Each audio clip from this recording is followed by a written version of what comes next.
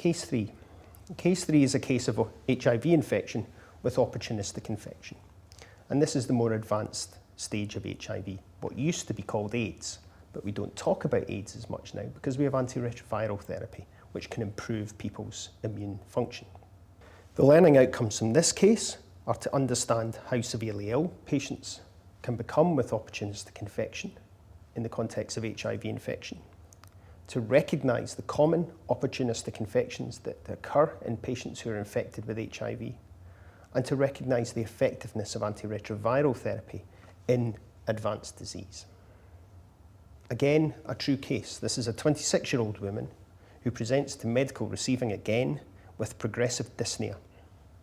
She describes a 4-week history of dry cough and is no longer able to go to the gym. She's a woman who goes to the gym frequently, is no longer able to go to the gym because she becomes breathless on minimal exertion.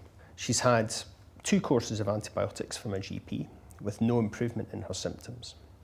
She has a past medical history of shingles 4 years ago.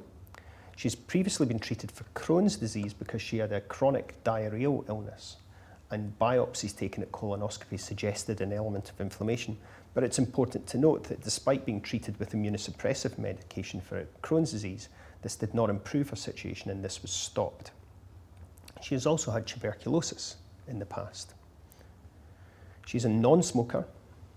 She drinks occasional alcohol, denies any illicit drug use, and she works in a call centre.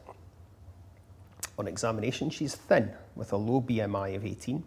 She has oral thrush and cervical adenopathy, and she's hypoxic with saturation of 91% on air, despite breathing at 26 breaths per minute. On examination of her chest, she has bilateral crepitations.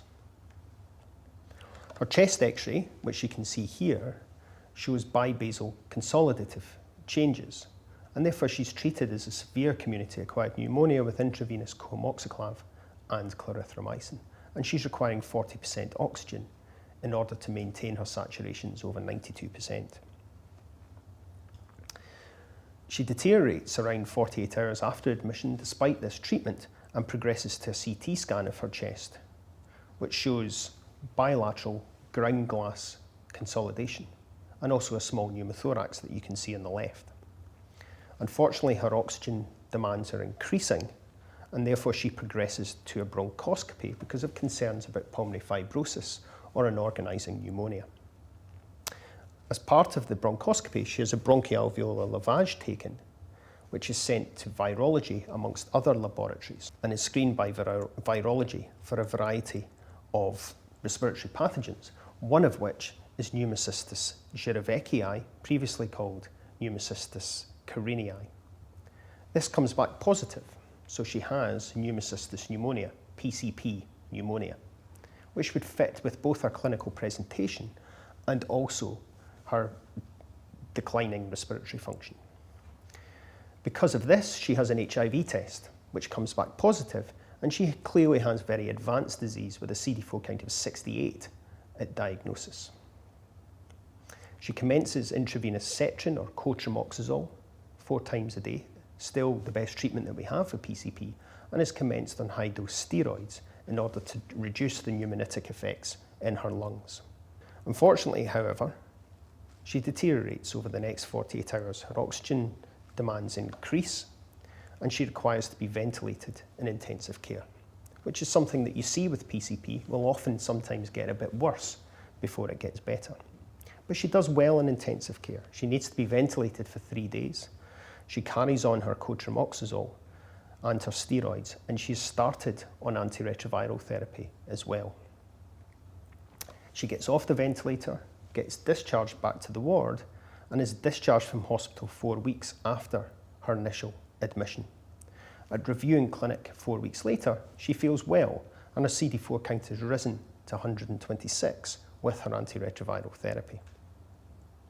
And therefore, it's apparent that even patients who present with opportunistic infection, these patients still have the opportunity to respond and benefit from antiretroviral therapy, but only if you make the diagnosis of HIV infection.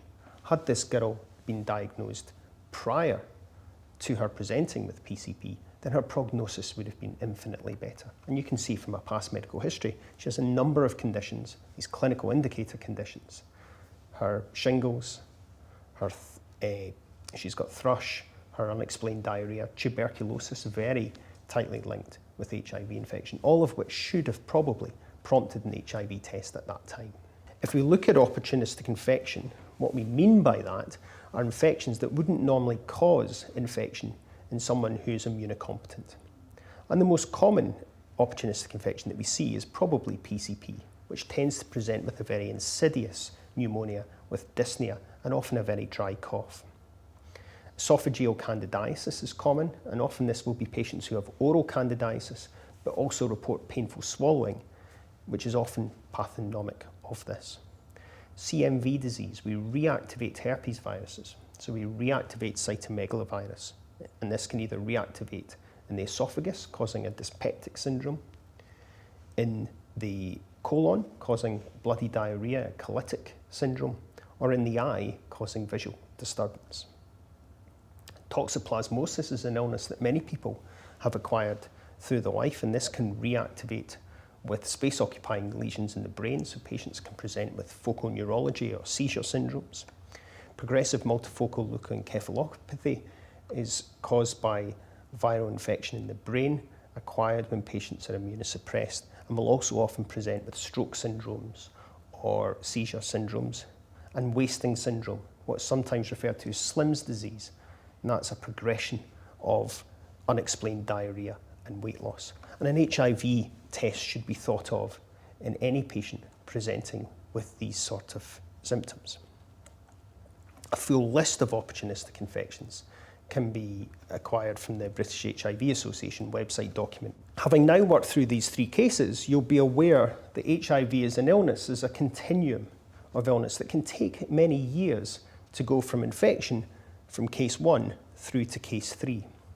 Most patients will get an acute HIV infection, and this will be a very non-specific illness which will get better given a few weeks often. It presents pretty much like a glandular fever illness, and therefore in patients who present with a glandular fever illness, who on testing don't have glandular fever, they need to have an HIV test. If you don't identify HIV at that time, that person's immune system will gradually start to fail, and they will start to lose the CD4 cells, the white cells, that HIV infects, and they will start to develop symptomatic disease. And these are the illnesses that we described with case 2. If HIV is not identified at that time, then they will progress with a gradually falling CD4 count until they get an opportunistic infection, which will ultimately kill them if HIV is not identified and that infection is not treated. This whole process from being infected with HIV to developing an opportunistic infection can take anything up to 10 to 12 years. And therefore there's clearly a huge time in between with multiple opportunities to identify HIV infection.